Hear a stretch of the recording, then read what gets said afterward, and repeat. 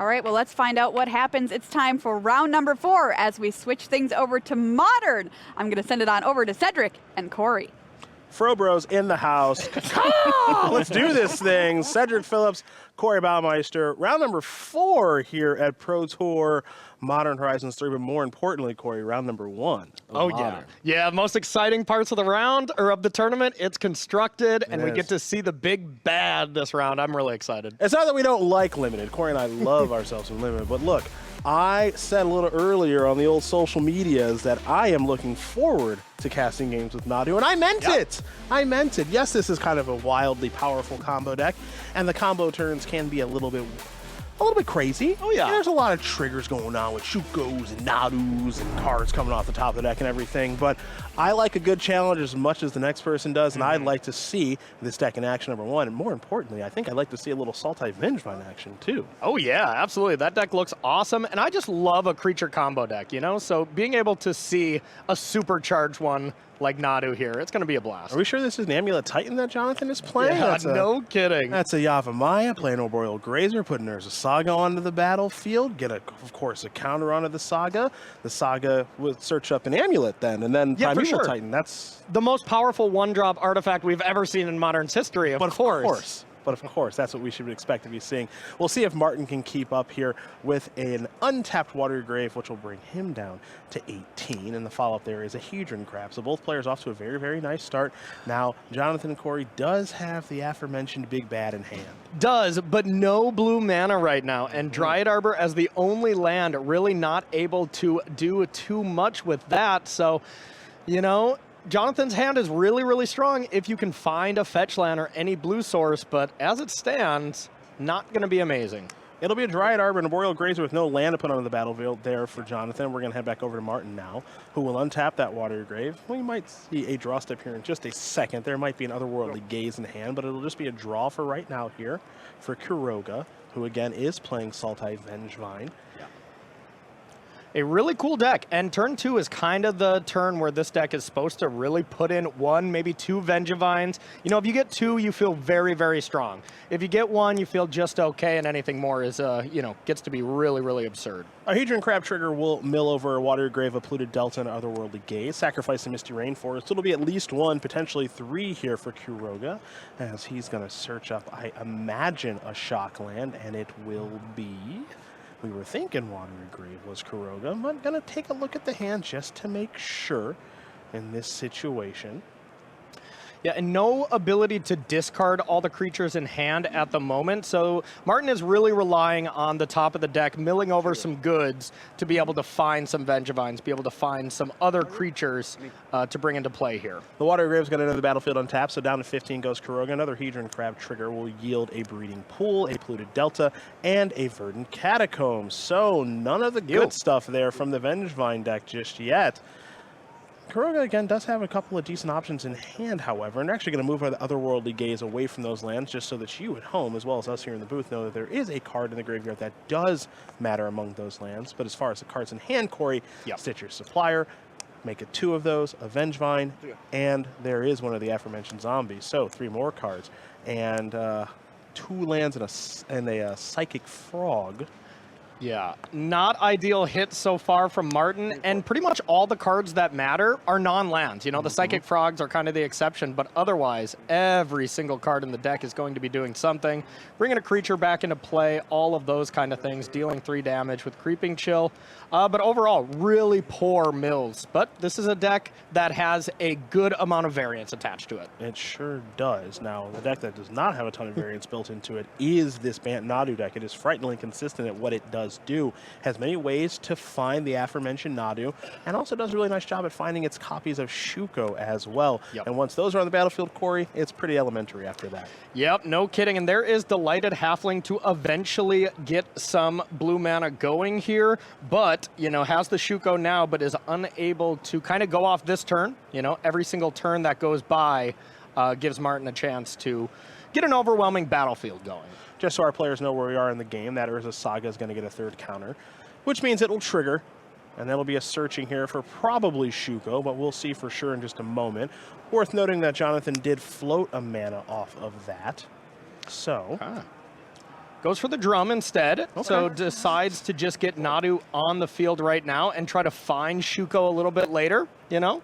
Interesting decision, especially since you had blue mana the following turn. We'll see if it pays off for Jonathan. Yeah, that is a Springleaf Drum. Jonathan is playing one copy of that card. Yep. One of the interesting things about the Nadu deck, as we're going to see over the course of this tournament, as Nadu is going to join the battlefield right now, is the builds of the deck. There's a lot of different ways that one can build this strategy this weekend. We're not going to get into the deep intricacies of that right now, but we've got a feeling that we're going to see more of this deck over the course of the weekend, and we'll get to see all the builds of it. Yeah, absolutely. There's going to be some exciting stuff to see later. We'll just say the least on that. But yeah, for now, just a relaxed Nadu here without a Shuko. The Winged Wisdom is on the battlefield alongside that Delighted Halfling and a whole bunch more. But there is no combo kill just yet, so Quiroga's way is where we head now. And we'll see what Martin can put together, starting with the draw step on his third turn of the game. You see the hand there of Undercity Sewers, Otherworldly Gaze, Stitcher Supplier, Vengevine, and a freshly drawn and somewhat untimely Flare of Denial. Yeah, you saw the nod there, and it wasn't the nod of, oh, that's a great draw. It was a nod of course. You know, it comes out right after Nadu comes on the battlefield, and especially with Martin having 3 of those, Cedric, it was a pretty risky play for Jonathan to play Nadu before you have the uncounterable ability from Delighted Halfling. It's true. Now, it did work out there for Jonathan, fortunately for him. And things are starting to work out a little bit better here for Martin. You saw the mill off the Hedron Crab. There was a Wonder and a Vengevine among those cards. The Undercity Sewers, of course, enters the battlefield untapped. Excuse me, it enters the battlefield tapped, and then you have a Surveil trigger. So that's all done for. Now we move on to the next way to put cards in the graveyard, which is a Stitcher Supplier, Creeping Chill among those cards. So there will be a trigger there. Life totals will swap around a little bit to 21 to 14 in favor of Martin. And is there a good way to get the Vengevines back just yet is the question. Yep, Merfolk's Secret Keeper on the adventure there, being able to play that now, brings back at least one. Yeah, it looks like only one. It'll fly, not the most important thing when your opponent has a bunch of Arboreal Grazers and Nadus for block, but of course you don't really want to trade away your Nadu with this Vengevine, so probably going to see a little bit of damage get in there, but still the clock is not very, you know, impressive here from Martin. You know, turn 2 is when you want to be bringing back Vengevines and kind of doing your thing, so it seems like a lackluster draw. Of course, this is not one of the most popular decks here in Modern, the Sultai Vengevine deck, but still doing its thing. So we'll see exactly what Jonathan wants to do in this moment. Again, there's a Vengevine trigger on the stack coming back from the graveyard. That is not resolved yet. So it's going to be a Summoner's Pact right now. Well, okay. Okay. I suppose we want to just get Endurance right now and get rid of the graveyard proactively and then just have 4 mana to pay for Pact next turn. Yeah, you mentioned the 4 mana. There's a Yavimaya, there's a Dryad Arbor, there is a Delighted Halfling, and there's a Springleaf Drung alongside a creature. Yeah. Okay. But this is going to be one heck of a Flare of Denial. That could work out so poorly for Jonathan here because Martin's actually going to get some more cards into the graveyard. Imagine if you just get another Vengevine. Then not only do you have to skip your next turn, but more Vengevines are coming into play. That could be the case here. So there is the Grazer.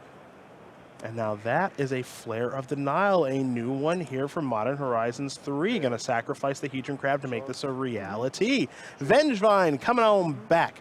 Remember that these creatures do have a fly-in. Now, one of the Stitcher Suppliers can't attack, but one of them certainly can, and it will alongside the 4/3. Take 4. 10. And now having to skip your turn, even if you find your best card here, the Shuko, not going to be able to do anything exciting with it this turn. So at least Jonathan has a couple of draw steps to find it. A couple of draw steps to find it, and some blockers as well to at least survive this combat. Almost certainly. It's not a guarantee, of course, and I'll get to the reason why that is the case in just a moment. But for now, Jonathan's going to draw a card, and it's, well, you better, not like this. You better get busy over there, Martin. You better get busy over there because Shuko is the draw, and Jonathan is ready to rock and roll next turn.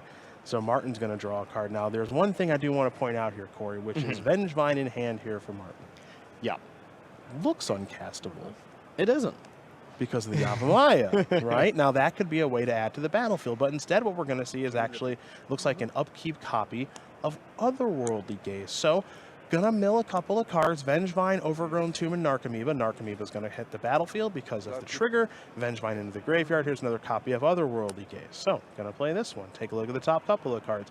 Hedron Crab among those cards. Those are gonna go into the graveyard. Prized Amalgam will go into a more important spot in the graveyard. Yep. And So now here's the draw. No creeping chills was kind of the big thing here. With maybe 2 of those, maybe even 1, you were able to close this out this turn and not give Jonathan that really powerful Shuko turn. It looks like Jonathan is going to have a chance here, and with Martin not finding a flare or anything to really close the door here, we might be able to see the bird get loose. Yeah, the bird may in fact be the word here in just a moment. So here's a little bit of blocking. Boreal Grazer's going to block a Stitcher Supplier. Nadu's going to block a Prized Amalgam. Amalgam will go to the graveyard. 5 damage will come across.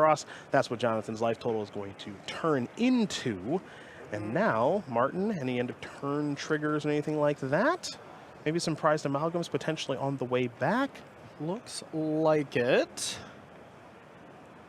We'll see if we want to bring those back right away. I don't see why you would not. But then with all of these creatures, you know, your grazers, you got 2 of those, you have the Delighted Halfling, you have the Dryad Arbor. There's going to be a lot of triggers here from Nadu, and we're really going to see the power of this very new card enabled by Modern Horizons 3 this turn. We will indeed. So it's time to untap here for Jonathan and a draw. Remember that Jonathan Melamed with 3 Grand Prix top 8s, the regional champion in Brazil. That's how he got here, and how he's going to get the opportunity to play with Nadu in this tournament. So Shuko is in. Let the fun begin. We got a fun little counter here for those of you watching at home. It's 0 and a 2, so you know exactly how many times a creature's been targeted, because, you know, Nadu says only twice. Only twice. Only I mean, twice. We should have gave it a 3rd one. You know, Yeah. make that card playable. Teferi is the first one with the Arboreal Grazer. 2 each card. There we go. The players will explain 2 times each card. So now it's a breeding pool. Breeding pool is going to enter the battlefield. Will it enter the battlefield untapped? That's what Jonathan is deciding on. And down to 3. So Arboreal Grazer, the work is done there. Next. Next Grazer That's coming right. on in. There's a land and a colony garden. Hey, that's fun. There you go. Makes another creature. Hey. This really is looking like Amulet. We got a lot of the same tools here. That's right. Would you look at that? Now, the one thing that we really don't have yet is the final piece, the Spring Heart Nantuko. Once that gets going, it gets a lot closer to this game is completely over. Right now, there's definitely a fail rate. Sure, we're looking at 9, 10 cards. You know, Teferi can do a nice little trick of playing, bouncing Nadu, recasting it if you're able to find enough mana. But if you get the Spring Heart Nantuko, every land's giving you another token, so you're getting 2 more activations, and then it's starting to look like there's really no way that you can brick besides the, you know, 0.5%, something like that. Correct. So Grazer down. Let's go through the plant token now. Trigger 1, Shuko into the hand. Trigger 2. This is a Summoner's Pact. Okay. Off the conveyor belt. That's what I'm going to call it. I'm going to call it a conveyor belt of creatures. That's the easiest way to look at it.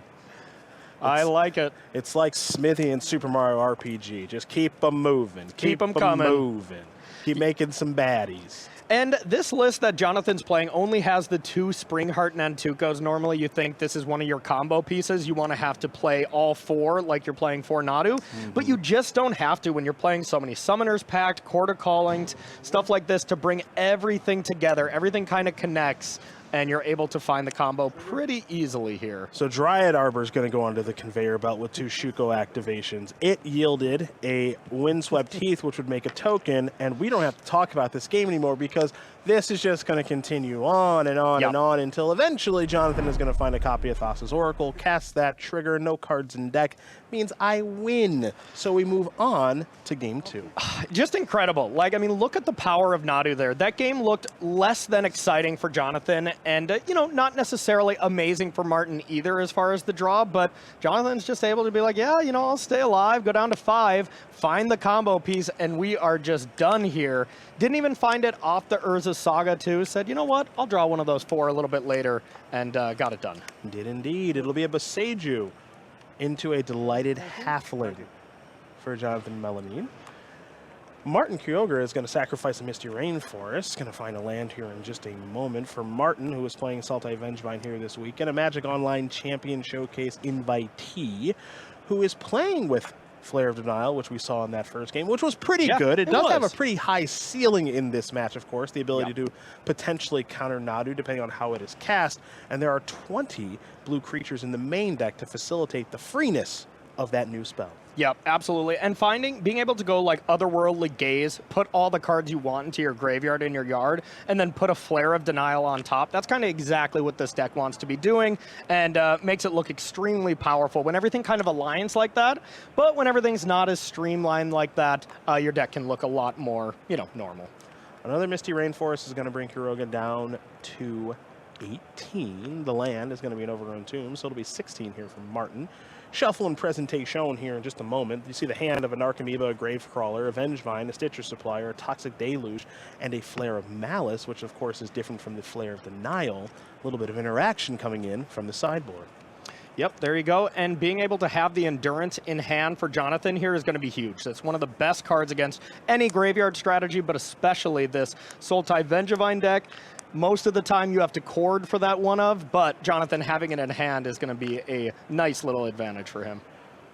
Stitcher Supplier going to mill a couple of cards there, included Delta, Hedron, Crab, and Otherworldly Gaze. Gaze the best of the bunch. That's why it does sit alone, given the flashback on the powerful instant in this Sultai Vengevine strategy. But nothing else really doing here for Martin, it appears, so we're going to head back Jonathan's way. The land will be a Verdant Catacombs for him. Going to sacrifice that and go a searching. Here for Jonathan, you see the hand there with another copy of Delighted Halfling, a Summoner's Pact, a Shuko, an Endurance, as Corey did mention, and a couple copies of Beseiju. Yep, so the combo is all there, ready to go. Go get Nadu off the Summoner's Pact, Shuko, and start going to town. But, of course, you don't really want to Summoner's Pact too early unless you plan on fully winning the game. You don't really want to risk it, especially when Martin isn't really presenting anything that you have to risk right now. Just playing a land, casting Endurance would be fine. Just playing a Delighted Halfling. That's a little more risky because then if you do need to Endurance, you have to get rid of your Summoner's Pact. So this is going to be a real decision for Jonathan this turn. And if you are Jonathan in this situation, as he is still fetching with that Verdant Catacombs, there are some things to think about. Most notably, if I were in his spot, I'd be wondering, what's going on in my opponent's hand? Because this is not nearly the explosive start that we saw in Game 1. Yeah, absolutely. And I would imagine this Sultai Vengevine deck is extremely explosive and really, really powerful for Game 1. And then Games 2 and 3, it gets a lot more reactive. You bring in cards that do something against your opponent, and then it slows down a little bit. It's kind of very similar to Dredge that we've seen in the past. It would win a lot of Game 1s before people are prepared for it. But this is Dredge that has a little bit of an ability to be reactive.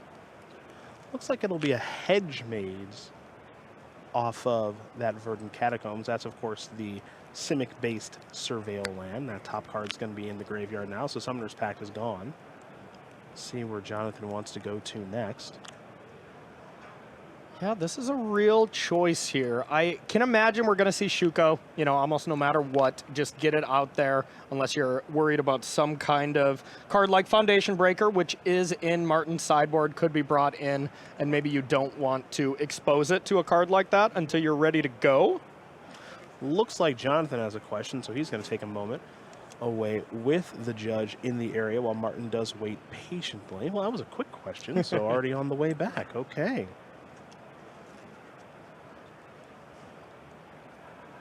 I thought you and I would have the opportunity to banter a little bit, but Jonathan is all business. All business.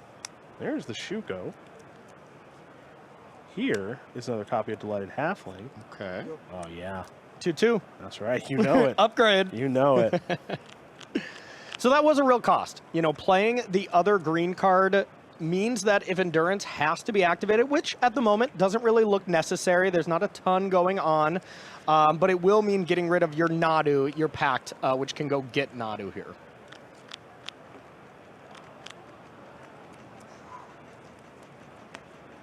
Cards? 4.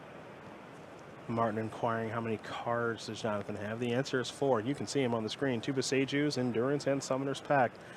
Those are the weapons of choice here for Jonathan. On Martin's side of things, a little bit less exciting. Narcomoeba, Gravecrawler, Vengevine among the options. Could be a decent enough time, honestly, to cast maybe a Toxic Deluge. Yeah, that's what I was thinking. This looks pretty good. Toxic Deluge with Stitcher Supplier going to the yard, getting that trigger, being able to find some more stuff for your graveyard. Looks perfectly reasonable here. And then that makes the Flare of Malice look a lot better when your opponent's not just sacrificing a Delighted Halfling or an Arboreal Grazer, when you can actually get something like a Nadu or an Endurance, something with text, that matters a lot more. Stitcher Supplier came into the red zone, and it came across very, very well. So Got that him. one damage got through. It'll be a basic island, off of this polluted delta. A pretty one, in fact. And now we might see that Toxic Deluge be cast. I think X will be 2 life to clear these folks out. Is that right? That seems to be right to me. And then, the hidden mode in Martin's deck that is able to happen here after this Deluge, if there's really nothing too exciting going on, you can always cast these creatures you draw. Drawing Narcomoeba has never really been too exciting in Magic's history, but eventually you do got to put a clock on Jonathan here in this style of deck. A little bit of milling there from the Stitcher Supplier, otherworldly gaze among those cards. Those will be the ones that do matter. That's, again, why they do sit alone. The irrelevant ones have their own pile. And now, this is a Beseiju, and now that is an Endurance. Clean them up. Yeah, really rough mana base here. This Toxic Deluge is looking extremely good, as Jonathan had 2 extra lands in hand. They're both Beseiju. Brutal. That can be a tough one. So Endurance is now going to hold the Shuko, and we're going to head back Martin's way. And pretty smart timing here from Jonathan. The flare, the blue flare was not really there, the Flare of Denial, but being able to cast it right now, no blue card in play, no blue creature to sacrifice, and doesn't have the untapped 3 mana to just actually cancel it. So just gets it down now. Even though there wasn't a ton in the graveyard, just getting the value and the threat is better than, well, doing absolutely nothing that turn. Merfolk Seeker Creeper is on an adventure right now. His Venture Deeper is the front half of that card that'll be cast. So that milled a couple of cards. Narcomoeba, that's why it's on the battlefield. Gravecrawler will join it. And we are heading back Jonathan Melamed's way, who has a 4/4 Endurance coming into the red zone. I gotta say, Cedric, these flares are really, really good in this deck. Having all these extra, medium creatures at best to sacrifice to them, like we're gonna see this Gravecrawler just come back later in the game. Just getting these free spells just looks really, really impressive. And this is a Flare of Malice that will take care of the Endurance. Now the follow-up is an Arboreal Grazer. That one, I don't think is putting a land on the battlefield because the land in hand is a Beseiju. It will wear a Shuko, Will the Sloth, and we are gonna head over to Martin, who will draw and quickly sacrifice a Verdant Catacombs. You said you can just cast these creatures, Corey. I think that's what we're going to see. I think so. Vengevine beatdowns. This is, I would definitely say solidly in Plan B, but hey, it gets the job done. Might actually be Plan C. Yeah, maybe C or We'll maybe have to see. D plus. Yeah. Either way, it's coming into the red zone for 4. That 4 is going to work out just fine, and Jonathan's going to fall down to 14. It's 14-10 in favor of the regional champion from Brazil, who is currently up a game with the big bad of this tournament. At least coming in. We'll see what the big bad is coming out. Yep. So Jonathan has a very interesting decision right now that could be very, very good for him or could lose him the game on the spot. You could Summoner's Pact for Nadu, play it, cast it. There's a couple ways you lose. Flare of Denial, immediately lose. Or if you don't hit a land off 4 activations, you would also lose. So decides to take it easy. Not really worth the risk so far, but it was on the table that turn. If there was a need to get hyper-aggressive, I could certainly see going down that pathway, but the clock isn't so fast right now, and the life total is pretty high here for Melamed, so Jonathan's going to fall down to simply 10. We're all tied up, and we see where we go now. As you see the hand with the Veil of Summer, the Beseiju we've mentioned multiple times, alongside that incredibly high ceiling Summoner's Pact, but there is a risk involved with that. So now it'll just be another Surveil land, this one, of the Selesnya variety. These Surveil lands are incredible in Modern. They have proven to be so much better than a lot of people have thought, but here's the real cost. When you play 2 of them in your deck, great. With fetch lands, you're going to search for them whenever you want, but if there was an untapped land right now, Jonathan would have for sure went for it, because you have that extra Veil to prevent the Flare of Denial from doing its thing, and you could pay for Summoner's Pact no matter what. So once again, Jonathan saying, I'm not going to die this turn, more than likely, because the Creeping Chills are kind of the only reach in the deck. Decides to wait till next turn, but believe we're going to be seeing some bird fireworks here next turn from Jonathan. Man, this turn, you saw an attack there from Vengevine and the Narcomoeba, and the Narcomoeba biting the dust there. I think Martin may have been a little surprised by that just because you're used to a Boreal Grazer not having any power, but the Shuko is giving it a little bit of power. So Prized Amalgam, Grave Crawler going to come back. Prized Amalgam, of course, cast. Grave Crawler cast in the graveyard because the Amalgam is a zombie, which means the Crawler is available to be played from the graveyard. I'm saying a lot of words that may not matter. I don't think they're going to matter. Yeah. You know, I mean, I love Martin's deck. It's really cool. It's something really spicy. The only player playing it, but this is one heck of a deck. There's a reason why Nadu was 25% of our metagames. 1/4 of the players said, you know what, this deck is too good to deny, and we're going to see why on this turn, because this is probably going to be pretty impressive. Summoner's Pact going to search for the very powerful bird, and this will be a casting of it. So there is Nadu. And I'm sure that Martin would like to counter it, but there is no answer in hand. So let's get out the conveyor belt once again. Here we go. All right, Grazer and 1 breeding pool. And a little trigger here for, will it enter the battlefield untapped or not, given that Jonathan is at 6. This is worth at least a little bit of a think. If you're at 5, I think it's a huge think. You know, you don't want to put yourself in 1 creeping chill range, but being at 6, not so bad. You don't lose to that as long as you can put at least 1 other creature into play. I believe Jonathan had 1 more creature as well, all wrapped up and ready to play in the form of Sylvan Safekeeper. So I like taking the 2 for this. I wouldn't like going to 3, though, Okay. just in case you break. Well, down to 4 goes Jonathan. 4. That's the first activation. Here's the second one. How do we do? That's there's a saga. Okie dokie. Off the conveyor belt there, Boreal Grazer. Next up on the line. Nadu. That's it. Okay, I mean, we're going to add some more fun to the conveyor belt. Colony Garden, this is another kind of a fun of one of that this style of deck can play because it does generate a plant token. There's an opportunity cost, of course, because the land does enter the battlefield tap, like those Surveil lands that you did mention, Corey.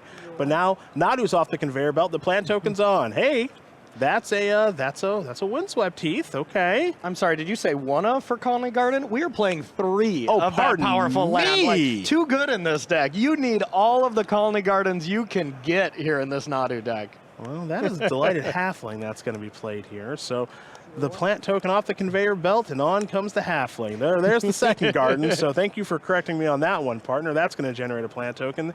This conveyor belt's going to keep on humming along as there's another plant token. Now, there is 1 more activation there on the delighted halfling.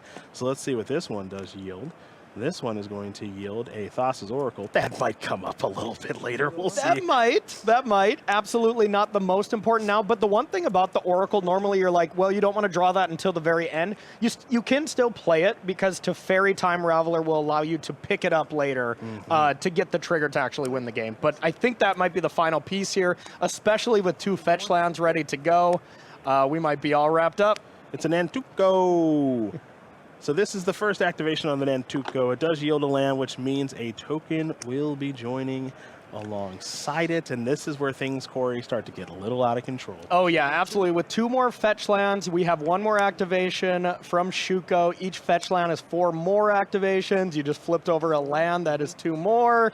I think we're in the garbage time territory here. Well, I'm happy to commentate on it because that's what they asked me to do. So, Dryad Arbor is going to go through activation number 2, and that'll be a Horizon Canopy. That'll yield another token. So, let's move this token onto the conveyor belt. Activation 1 is a Colony Garden trigger. Give me a token off the Nantuko and a plant token. Thank you so much. They're untapped. That really matters a lot right now, so I'm glad we cleared that up. Second activation, how do we do? It's an Boreal Grazer. That's in the grip. Lands, of course, hit the battlefield. Non-lands will go into the hand. So, next one on the conveyor belt. That is a, what is that, a Soulish Jailer? Looks Another like it. copy of Nadu. See, one thing now that we're back in real-life tournaments, yeah, I was really good at sniping cards from a distance. I'm working on my skills right now. So another Nadu and a Boreal Grazer. Next is a Shuko and a Windswept Heath. Trigger, give me a token. Thank you so much. Next on the belt, Corey. What are we thinking? Nope, that's 2 on that one. There you go. I like that you and Jonathan are both doing the same tier, working on solo magic here. You know, you got this all on your own here, getting ready to see all these cards, name them all as they come in, as well as Jonathan playing by himself. I can envision myself goldfishing this at my desk at home Yeah. and just saying every single card. So quarter calling in the grip. Okay, what do we got there? I think that may have been a copy of. That's actually, I think, another Nantuko. So onto the conveyor belt. Let's make a land here. Trigger there. Another token. Second activation, because Nadu says only twice. Doesn't feel like twice, but Nadu says only twice. Onto the conveyor belt. We got a trigger. Breeding pool. ETBT. That'll be tapped. No need for the mana. Probably. Not a guarantee. Might be worth a think. Untapped it is. Sure. Down to 2. That'll trigger the Nantuko, make a token. There it is. Second activation there. This is an endurance. Move this one on over here. Trigger off the Misty, make a people. Next one, quarter calling. We're done with that one. Here's this one. Trigger, Misty, make a people. It's good practice, too, because I might play this deck in a tournament because who could ever beat this thing? Oh, yeah, absolutely. All right. On the conveyor belt, trigger. That's a drum. This one's a shoot go. Done with that one. On to this one. Trigger 1, Misty Rainforest, make a people. Next one. That's a land. Make a people. On to this one. And we got ourselves a land, which you know what that does? You know, that puts in another insect. Makes a people. More No. makes a people. Make a Okay, people. sorry, There you sorry. go. Make a people. What's that red sleeve? Is that a new token? I think we ran out already. Oh, Yeah, no. we ran out of Somebody's them. in trouble on the staff. Somebody's in trouble on the staff. Got to have all the tokens for this deck. Come on. There's a Thassa's Oracle. Quick check. That's Wow. going to do it. Jonathan Melamed is going to win this game and match over Martin and Quiroga, 2-0. Hope you like birds, because we're going to see quite a few of them here in Amsterdam. Yeah, I think so. That is really the power of this deck, and it really showed why this is a 4th of the metagame. That looked really impressive. For sure, the deck I would have been playing at this tournament. It looked just so good and so fun. It's a very, very powerful deck. Doesn't mean it can't be beat. That's the nice thing about this tournament. There are some very powerful decks in general in this tournament because of the addition of Modern Horizons 3. Speaking of which, we got more Magic coming to you involving Modern Horizons 3, but we got to take a short break before we get there. So, lots more Magic here from Amsterdam with me, Corey, and 10,000 of our closest friends right after this.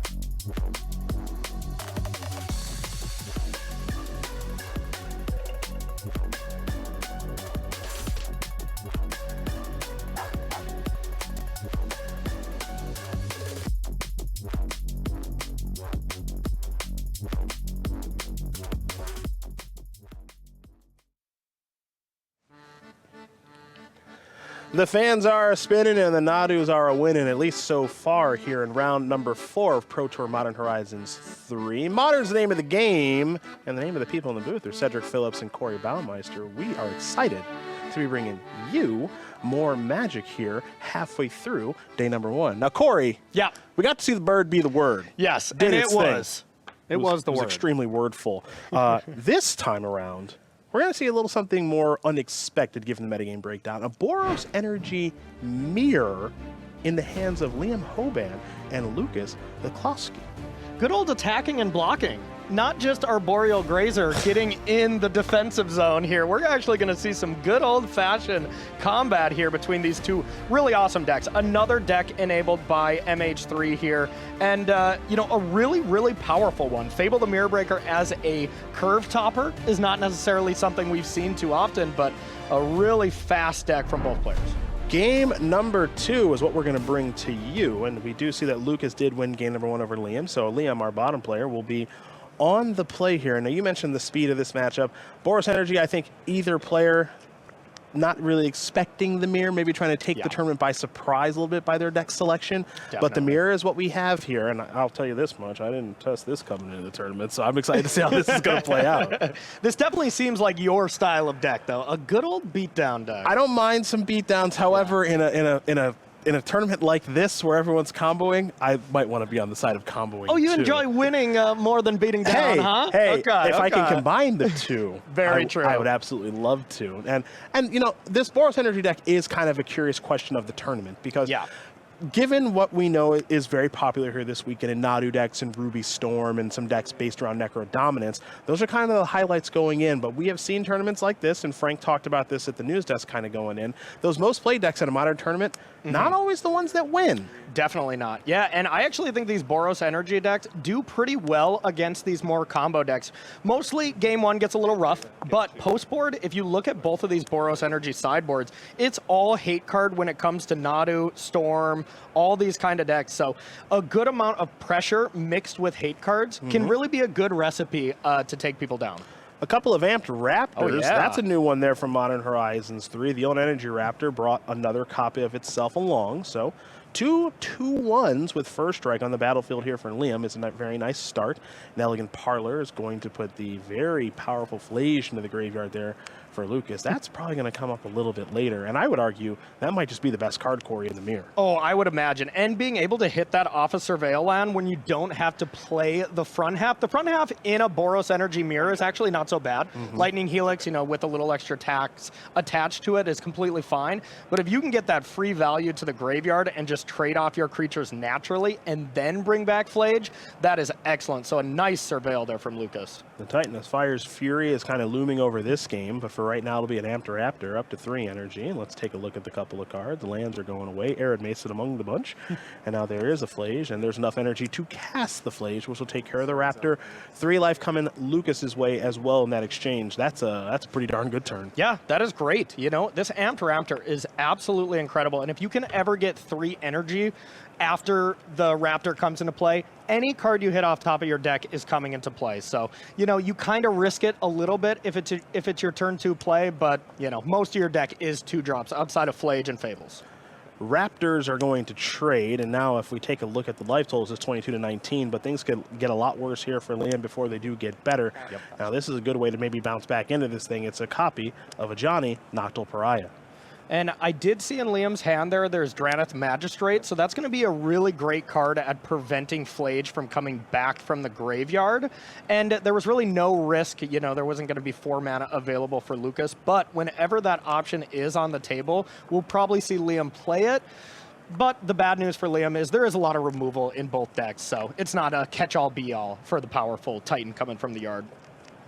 You do see a Johnny Nocturnal Pariah going to send in its token because you don't mind if it dies. The 2 damage is going to come across. So Jaklovsky is going to fall down to 20. Arid Mesa is the follow-up here for Hoban. And now it is the aforementioned Draneth Magistrate. Some very important text on that card. You'll see it here in just a moment, I'm sure, as we head back over to Jaklovsky.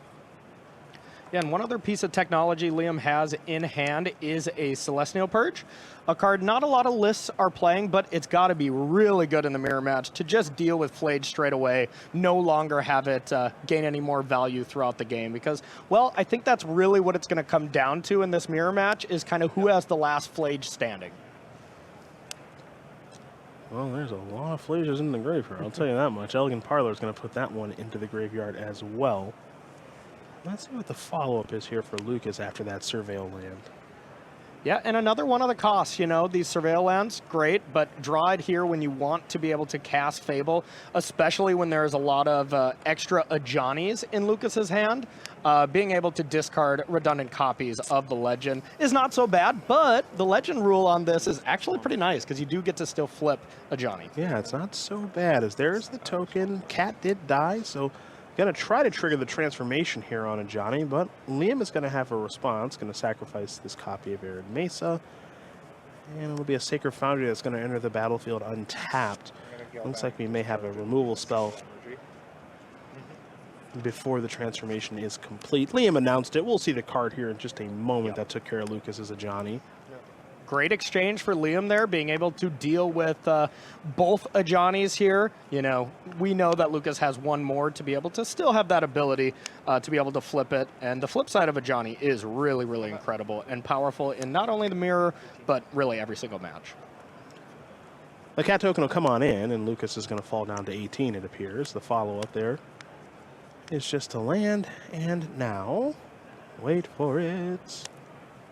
Well, yeah, Flage is everywhere, my friend. Yep, absolutely. This card is the real deal. I know a lot of people compare this one to Uro, and I think I made the same mistake of doing as such. Not everything has to be Uro in order for it to still be really good.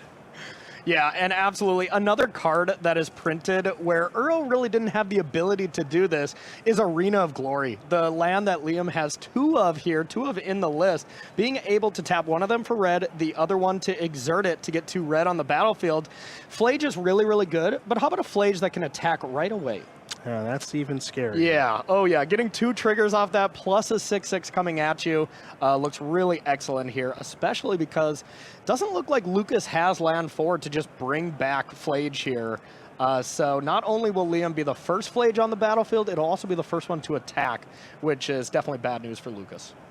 Well, Drannith Magistrate might have something to say about that as well. Let's not forget that that is on the battlefield. Now, here's another copy of Ajani. So it's going to make a 2/1.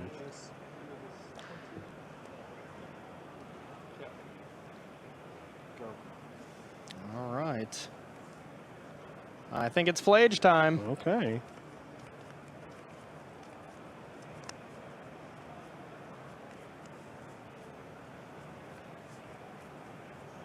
Liam again, the winner of the regional championship in Canada to qualify for this event.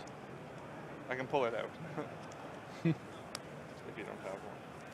Exerting a land is such cool design, I must say. It's an interesting really space. Cool. It's an interesting space. I like that they did this, and I'm curious to see what it looks like in the future. As now here is the here's a Titan of Fire's Fury. It's going to start shooting down everything. Yeah, it's an absolute scary land. You know, giving some creatures haste in Modern, there's got to be something really powerful you can do with it. Obviously, we're seeing this attack with a big creature. That's kind of the surface level power, but definitely got to be some other combos that can be enabled with that card. Yep. And now the question is, what's the solution to this? Does Lucas have an answer? As there's a hub and a little more energy here for Liam. But is there an answer to this Flage? Yeah, without being able to bring it back with the Drannith Magistrate, step 1 is going to have to be have an answer for Flage, and then have an answer for Drannith Magistrate. But I see it double bolts and a Galvanic Discharge in hand for Lucas. So, okay, there's definitely ways to deal some damage. Probably not going upstairs here for a while with Liam being at 25, though. Yeah, that seems to be rather unlikely. So we're going to head back Liam's way. So one of those Arena of Glories is exerted. That'll get the opportunity to untap next turn. For now, Liam might have some interest in coming into the red zone this turn. Okay, definitely able to attack with, I'm sure beginning of combat, we're going to see Flage hit the graveyard with the old double bolt here. But then you do have that free attack with the cat at least. You don't really want a Johnny to be flipping. But other than that, Liam does not have much going on. I saw land, Celestia Purge, no follow-up big threat here has got to be a little deflating here for Liam, because really anything you can do just fuels Flage to bring it back again with an exerted Arena of Glory. But never forget a good old Gigantha. Yeah, you know, Gigantha, it gets a bad rap, and people say it doesn't do anything. Well, this might be one of the games where it actually does do something. So we will have to see here in just a moment. Looks like the Magistrate is now going to be finally removed from the battlefield. So Let's head back Lucas's way. Not a land. I think it is a Fable of Mirrorbreaker in hand, but we'll see how Jaklovsky wants to continue on this particular turn as we get deeper into this game. Do want to mention here as far as Lucas's accomplishments, because some would deem him an old school pro in some respects. He was the champion of the 2023 Magic Online Champion Showcase Season number 2. He also top 8 at the Magic the Gathering World Championship in 2010. All right. Yeah. Okay. Big accomplishment. Love this value. I mean, when you draw these lands, it looks less than ideal, but being able to play 2 of a card that just gets rid of a blank top deck that you're about to find and fuels Flage, just really everything in this deck, as well as Surveil lands making an impact in pretty much every deck. Looks like Celestial Purge heads to the graveyard from the Surveil. Celestial Purge already in hand, and it looks like a Plains may have been the draw. So flooding out of touch here is Hoban, as there is the Plains. But putting a card in the graveyard when you, of course, have a Flage in your graveyard is not the worst thing to be doing. Not bad. So Liam has a very tough decision here. It looks like there is another Celestial Purge in hand. So it's kind of, do you quote-unquote waste it right now so you can bring back Flage by just getting rid of Fable or Goblin Shaman? And looks like it's not wasted at all. It's not a waste at all. No, no. That's going to get Lucas to concede this game right away. So Celestial Purge and a Flage in the graveyard is going to be more than enough to send us to a third and final game here for our first round of Modern in Amsterdam, as Lucas is going to be on the play here. It'll be an Arena of Glory and a passing of the turn, I believe. This is going to be an Arid Mesa and a passing the turn. So neither player with a turn 1 play, reminiscent of the last game that we just watched. Yeah, really interesting. It looks like Liam did have a 1-drop there. It looks like that is the powerful Guide of Souls in hand, but is valuing leaving open Galvanic Discharge for something like a Johnny or Amped Raptor. That's a tongue twister. It's easy. It's easy to say. Valuing that, and didn't really pay off necessarily, as there was no follow-up here for Lucas. So instead, Liam is simply going to get a Surveil land, the Elegant Parlor. There will be a trigger. Take a little look-ski here. We'll see where this top card's going to go. These Surveil lands, as Corey has mentioned many times, very, very powerful. Big, big hallmarks of Modern. They're going to be here for a while. Oh, yeah. This is an Ether Hub. There will be a trigger at 1 energy Liam's way. And the follow-up may be that Giver. Go ahead. Yeah. So many souls. The Guide of Souls, excuse me. Did pick up a Johnny as well and decided not to play it. So Liam has been very much prioritizing leaving up removal here instead of trying to, you know, just really start jamming your threats. But might pay off here, as we're about to see, you know, awesome Cascade, I guess. Extra cool Cascade. Yep. An Amped Raptor is going to help take care of that Guide of Souls. 0 up to 3. Pay. And now there's a Galvanic Discharge. So just some exchanging of resources here. Static Prison. That was the removal spell that you saw. Looks like I see Fable the Mirror Breaker, a couple bolts, a Johnny, and a land from Liam here. So pretty strong hand. Too bad Arena of Glory doesn't really combo off with Fable the Mirror Breaker, as it's not a creature there, even though it does produce one. But Fable here is still an excellent play. Another card that you're just really happy to have on 3, and then discard your Flage to on Chapter 2, and then ideally bring it back. 5, you paid 1. Yeah. And Discharge is going to take care of the Goblin Shaman token from the Fable. So players, again, exchanging some resources, mostly removal, being slung back and forth. We saw in the last game, it was really who could get Flage going was the winner. I imagine that's how this game will probably play out as well. It just might take a little while to get there. In the meantime, it'll be an Unstable Amulet. That'll yield a Sacred Mesa here for Lucas. And really shows how powerful the Boros Energy strategy is in MH3 Draft, because, well, this is just the best Boros Energy deck you've ever seen here converted into Modern with some upgrades. But Unstable Amulet, so incredible in the limited rounds, and really, really does its stuff here in this deck in Constructed. Galvanic Discharge headed to the graveyard from the Parlor. And speaking of cards headed to the graveyard, it's an oldie but a goodie here in Chapter 2 of Fable the Mirror Breaker. So Going to discard 2 cards, Will Liam. 2 lands there in Sacred Foundry and Plains. 2 more cards coming. And now there's a Windswept Heath as land number 4. Liam will play in a Johnny, trigger, make the cat token, and then the Coddle Pariah and friend 3 cards? Yes. have shown up. Liam did find the Flage there a little late, found it off the draws from Fable, so wasn't able to discard it and get it going relatively soon. Decides to not play it to get into the graveyard, even though it could be active next turn, so valuing the Ajani a little bit higher than just a Lightning Helix style of effect to Lucas. Yeah, Liam has taken a pretty conservative approach to this game. Yeah. So it's kind of in line with how he's approached the game from the first turn. Definitely. Trying to maximize your resources, a classic mid-range thing to do. Definitely makes sense here. Lucas with just 2 Flage and 2 lands, but of course you do have the Unstable Amulet with a little bit of energy to do some work here, but that Prison is leeching away at 1 energy per turn.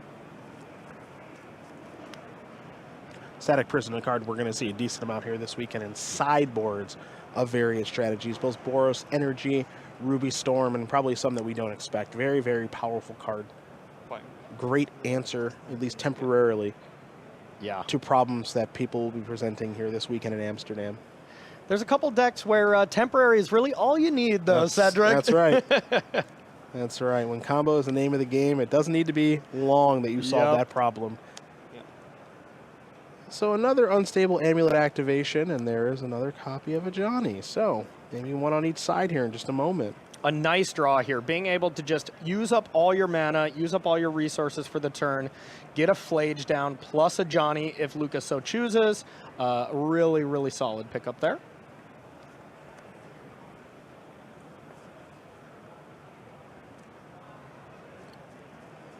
Lucas with still a little more to think about. There's our first Flage of game number 3. I was wondering when that Titan of Fire's Fury was going to finally be played. Yeah, this is a card I kind of slept on right away, too. I'm like, yeah, it is definitely not Earl. You're not drawing a card. You're not advancing your battlefield. But when you play against another aggressive deck, this card can just be better than Earl, which is saying a lot, Yes. Permanent. Sorry, come again, question? Flage is targeting a Johnny. Yep. If a Johnny were to flip this turn, this ability would fizzle because it's targeting. Yeah, that is correct. 3 cards.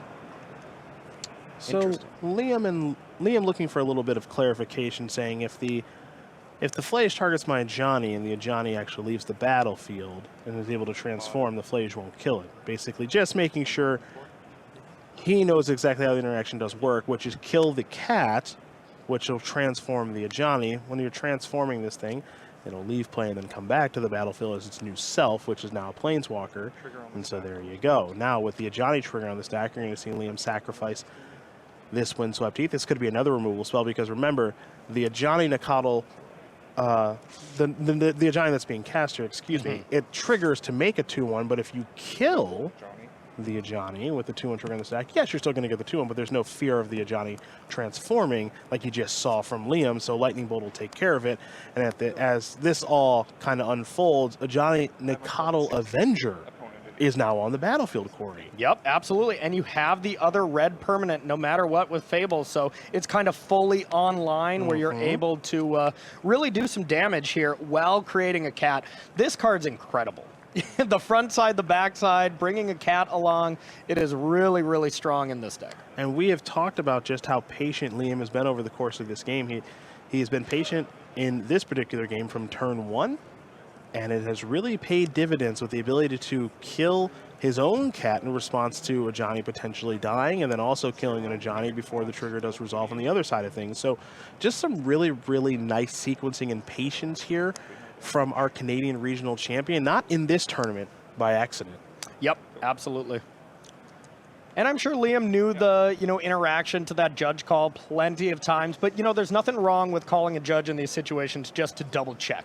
Players should never be afraid to do so, even if it's as big of a tournament as the Pro Tour.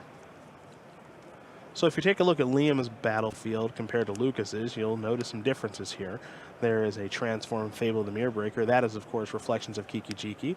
There is a token from Ajani. There's an Ajani itself. There's a Flage in the graveyard and lands to cast it and cards to escape it. So if you're Liam Hoban, you're feeling pretty good about this game, I think.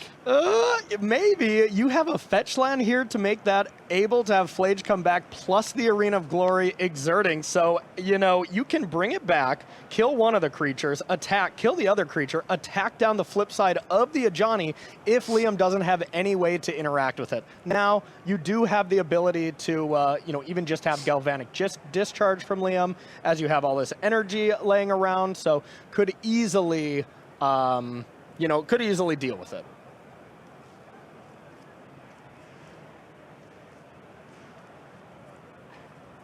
Let's see if Lucas can find a way to have a productive turn here, because Lucas is a bit behind, to say the least. Definitely. So in a situation like this, the goal is to try to maybe string together multiple good turns in a row. I'm not saying that's easy, or the hand or his hand will cooperate, but that's got to at least be the goal, is be productive on this turn and subsequent turns to try to catch back up.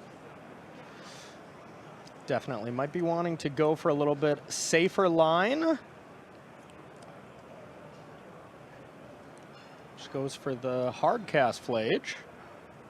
That's what it looks like. So, gonna do the 3 over to the Ajani. That'll bite the dust. It's 19 all.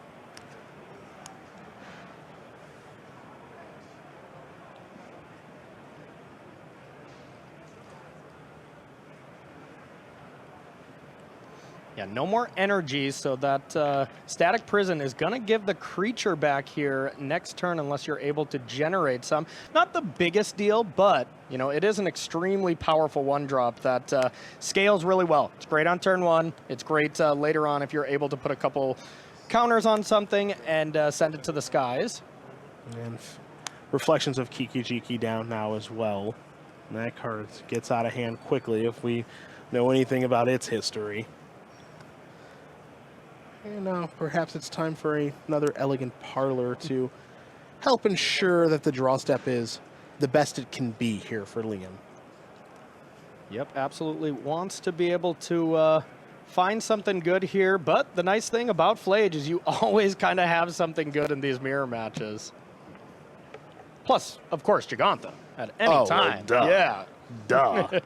Let's not mention the obvious. That card's going to stay on top there for Liam. That's always a scary feeling if you're the opponent. We'll see what that card is soon enough. For now, Liam will be playing in Ajani. So, that question has been answered. That'll bring a cat along with it. In for 2.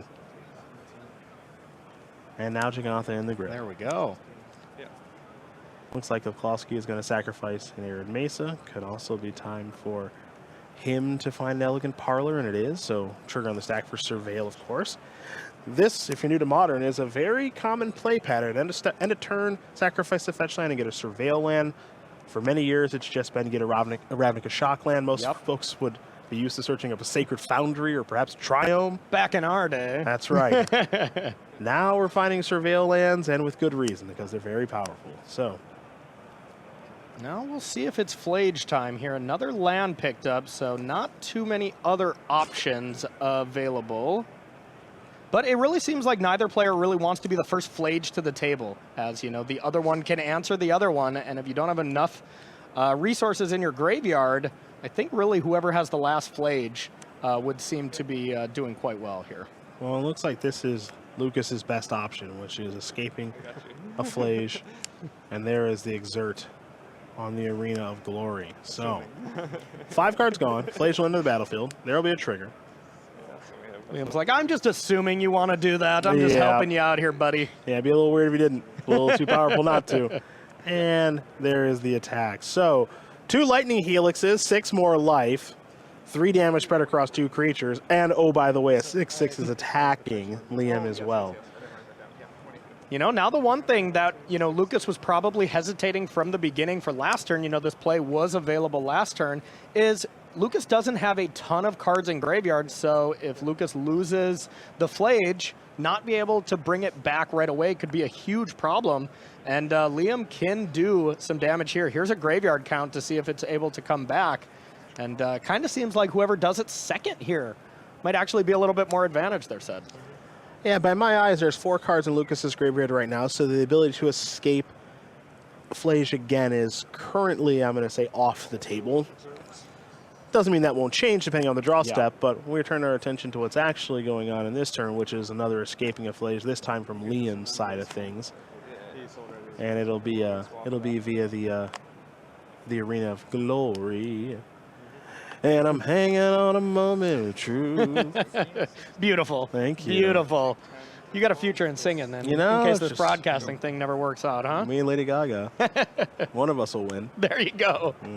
I have confidence in that to be a true statement. Appreciate that. All right, there is the fetch land, though. So that could be number 5 as well as Lightning Bolt to be able to do some damage as well. And I believe we see another Arena of Glory. It's exerted, the one of, but there is another copy here. So at some point, you got to start looking upstairs and be like, how much can I actually do here? And my quick math is 15.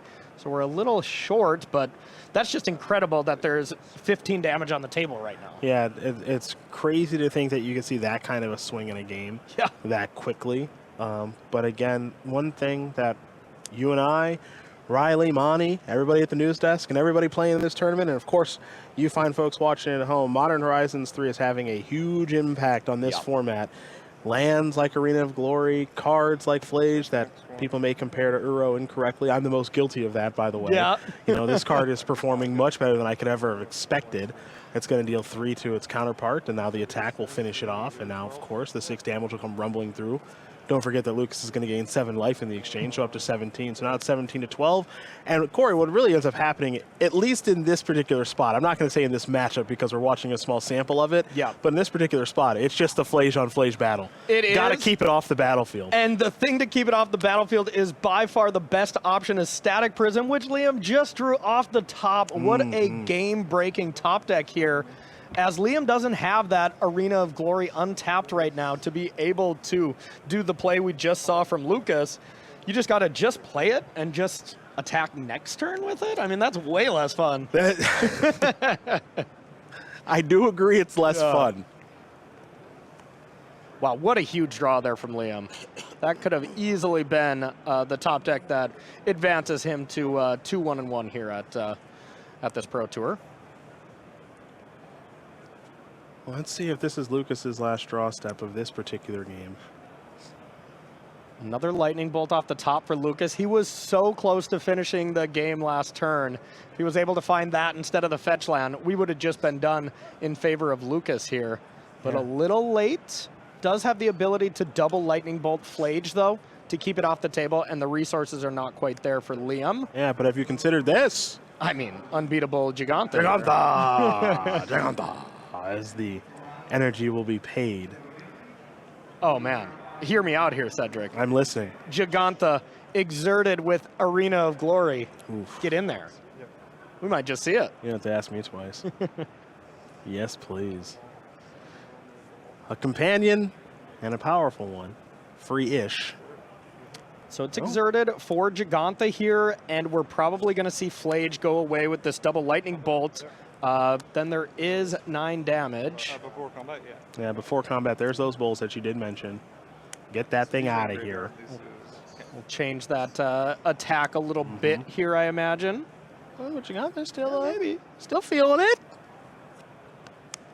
Interesting. This would put Lucas in a spot where he dies to lightning bolt here if he does block the cat, so that's a real choice. But at this point, Lucas is just like, yeah, if you have gas in the tank, I'm not going to win anyways, so you need to trade as favorably as possible and try to make it happen. And didn't have the bolt, but a Heath to get even closer to bringing back Flage yet again. Let's head back Lucas's way. And just a passing of the turn. So Sacred Foundry will be the find off of the Windswept Heath, something perhaps a little bit more traditional than players are used to. Elegant Parlors have been found here for Liam. There are 3 cards in the graveyard alongside Flage. is. Yeah, and probably gonna be a fourth pretty soon with Giganta trading. At some point, Lucas is gonna have to do it. Oh, okay. That'll take care of it just as well. It's a lightning bolt off the top, and it's a win for Liam Hoban, our regional champion from Canada, getting the job done in the Boros Energy Mirror. But I would argue it's actually the Flage Mirror. Yeah, Flage Mirror is definitely true. That card is incredible. Yeah. 3 drops from Modern Horizons 3. They got it going on. You know, Nadu might be the king bird, but Flage looking pretty good as well. And who knows?